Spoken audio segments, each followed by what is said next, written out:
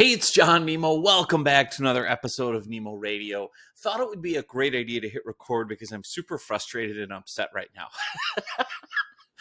Nothing better than just to hit record when you're all amped up and in your feelings. And this is the interesting thing because there's really a powerful business lesson wrapped up in all of this. So the personal story behind this is I'm feeling super frustrated because it's been 8 days that I've been trying to get one of the vendors I use to help me to answer some questions, to give me some customer service that I'm upset about. A situation happened in my business with this vendor and I'm feeling, and this is the key feeling, right? I'm feeling frustrated, unhappy, unimportant, ignored, not valued because they're not responding to me and they're giving me the runaround and I can't talk to a decision maker and I can't get things done. And it makes me think of a coaster I have on my desk, a drink coaster. This quote is so valuable and so important that I literally set it on my desk so that when I'm, drinking my copious amounts of caffeine, I see it every single day. And it's from Dale Carnegie's book, How to Win Friends and Influence People. And it says, your ability to handle people makes you rich.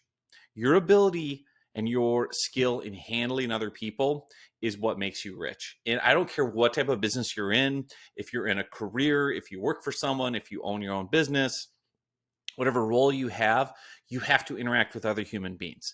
All business, all commerce, all services, to one degree or another, involve interacting with humans. Even if it's just online and you're putting out content and sharing things online, you're still interacting with people. You're still making them feel something. Even if it's just emails or videos or podcasts or written communications to customers or landing pages or whatever it is, you are, to a degree, handling people. And there's another great book I read that I'm actually in the middle of, and it's called How to Have Confidence in Dealing with People. It's by Les Giblin, and he nails it. He says, 4 key reminders is, he said, we're all egoists. We're all egoists. We're all ego hungry. He says, it's only when our hunger is not satisfied that we will get upset, right? Because we want a feeling of importance. That's the other key thing that Les Giblin talks about with handling people is everyone you meet wants to feel important and they want to amount to something. Everybody you meet wants approval, right? So that we can approve of ourselves. So I think about how this vendor's handling me and then how it impacts you and I with our business and our client services and our customer service and our content. And boy, it's so clear to me being in the shoes of a client.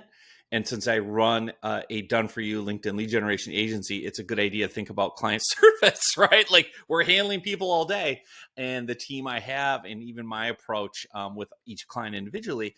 And here's the thing, people want to feel important. If someone's important, what do? You respond to them right away. I think about in my career, if my boss wanted something, that was the first thing I was going to do that day. If I got 10 emails and one was from my boss, the important person, I responded to that person first. It makes you and makes your clients feel important when you respond quickly. That tells them, oh, you matter. You're important. I'm paying attention. I'm not blowing you off. You're somebody important in my life. Just like if your kid messaged you, you're replying to your kid or your family member as opposed to a telemarketer who's not important to you. So that's the first key lesson. And that's one of the sources of frustration for me is I realize in my own self-reflection, like it's hurting my ego. There's an enormous ego in the room here and I'm feeling hurt because I'm not feeling important. And my ego is getting bruised by the fact that this vendor is blowing me off. And that's now manifesting as frustration for me as their client saying, well, I pay this much money and I thought you're all about service. And when I engage with you guys and talk to the owner and I've been through this so many times with other vendors where, you have this great connection on the sales call and everything else. And then the owner leaves, right? And then you have their team servicing you. And oftentimes the team and the way that they treat you certainly doesn't match the experience you had with the owner. And so that's one key thing I'm learning is, it just being reminded of in this situation of, yes, I'm feeling frustrated and mad and angry because I'm feeling hurt. Like that's how ridiculous we are as humans. And that's why you have to deal with this stuff. Like my ego's bruised. I'm hurt. I'm upset. I'm stressed. Why? Because I don't feel important. I don't feel approved. I don't feel like I matter. And how dumb is this? And the key, now it's dumb in the sense of I'm behaving, you could very much argue I'm behaving irrationally and immaturely and everything else, but it doesn't matter. I'm in my feelings. And that's the reality of when you deal with other people. And that's why I have that coaster on my desk that says your ability to handle people is what makes you rich. We talk about this all the time in sales. People buy based on emotion. They buy based on how it makes them feel. It's no different in customer service. It's no different in working with someone every single day, servicing a client. They rate the experience on how they feel. Do they feel valued? Do they feel important? Do they feel like they're listened to? Do they feel validated? That's the other probably pain point I'm having with this vendor is I don't feel like they're validating my concerns. If anything, they're ignoring or invalidating my concerns, or worse, blaming me. And so I'm feeling as the client like, well, wait a minute, I'm paying you to solve this problem.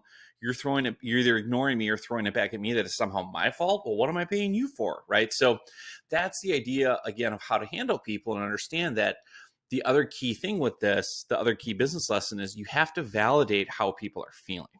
And that's a big lesson I learned in Dale Carnegie's book, How to Win Friends and Influence People. And you see it again and again in different places, but validate the other person. Just say, I understand you're feeling super upset. I would be too. Frankly, if somebody ignored me for 8 days on what I felt like was a very important issue, I would be irate. So kudos to you for like not coming over there and strangling me. Like you can use humor, right, to deflect it. The other big lesson that I would give to this vendor and that I try to use in my own experience with an upset or angry client is fall on the sword. Like say all the nasty things about yourself first that you know the upset client or prospect is thinking. And what it does is it diffuses everything.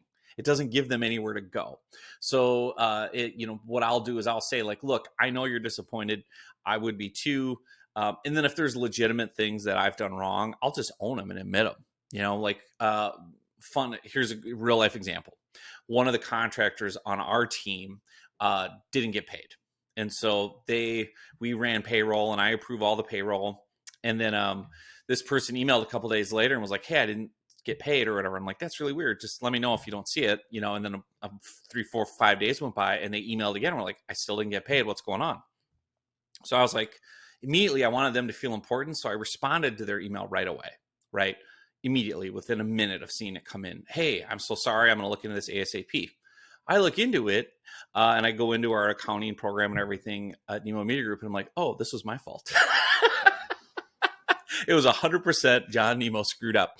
I forgot to approve it, right? I have 30 different contractors and I'm, invoices are flying during pay period and I'm approving and forwarding and whatever. And I'm rushing doing 100 other things. I totally whiffed because I'm able to look at there's no lie here. Like it's me, it was my fault. So what I did was I fell on the sword and I immediately wrote this contractor back and said, hey, I just, I completely whiffed. I completely screwed up. For some reason, I didn't approve your invoice. It's 100% my fault. I'm so sorry. Here's what I'm doing to fix it. Like I immediately sent it over. We're going to run a special payroll. We're going to get you paid today. Apologies. That way, I'm not making excuses. I'm not trying to blame the other person. I'm not ignoring them. They feel important. They feel validated. Their concern was heard. They feel, approval that, hey, you matter. And this is not the level of service I want to deliver you as your, person that I'm contracting with and paying. So I'm going to make it right by doing X, Y, Z.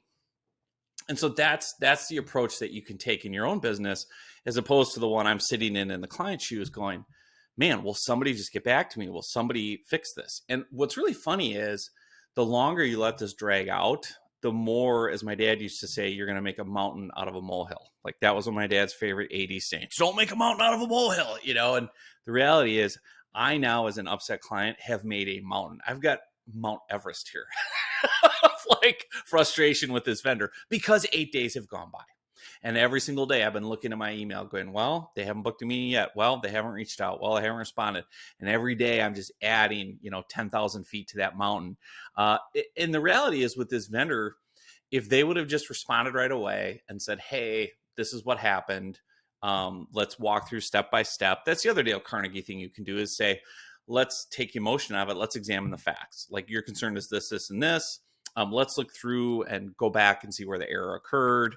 And then let's figure out what to do to fix it. Right. And so if they do that with me and I can see that it was my fault that I didn't turn in something or I forgot to check a box, that lets me save face if they do it that way and say, oh, it just looks like we missed a step in the process. You didn't check that box. That's why you got this bad outcome you're looking for.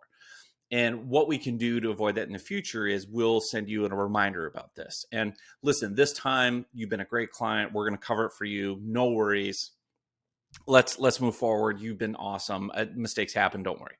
Like, that's how you let a client save face. That's how you play the long game. That's how you win it. Now, it started and it was kind of a smaller error with this vendor. It wasn't life shattering, altering. And maybe that's why they're blowing me off. Maybe they've got bigger fish to fry.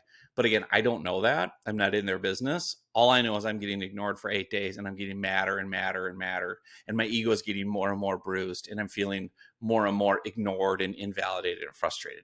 So now by the time they finally get to me, I'm going to have this volcanic eruption of frustration over what in their mind is a minor issue. But again, because of the time that's passed and because of the feelings involved, it's going to explode into a big thing. And so there's just so many good lessons in this. That's why I knew I had to record a video and just dive into it, because again, your ability to handle people is what's going to make you rich. At the end of the day, as much as we love tools and technology and systems and strategies, you're still selling to human beings. You're still servicing human beings. Whatever your product is, whatever you do, however you promote it online, you're still dealing with real humans. So make sure you take that to heart. Great resources, How to Win Friends and Influence People, Dale Carnegie. The Les Giblin book is fantastic too, How to Have Confidence and Power in Dealing with People. There's so many. And what I love about these books is they're 50, 60, 70 years old, and they're just as relevant today because, news alert, people don't go out of style. People don't change, right? So this is the same way cave people probably resolve their disputes over dinosaur bones. You know what I mean? Like, I ordered this, so anyway, thanks so much for listening. I appreciate you. And if you're enjoying the Nemo Radio podcast, leave a message, leave a comment, subscribe, share it with a friend, all that good stuff. Appreciate you. We'll see you soon on another episode.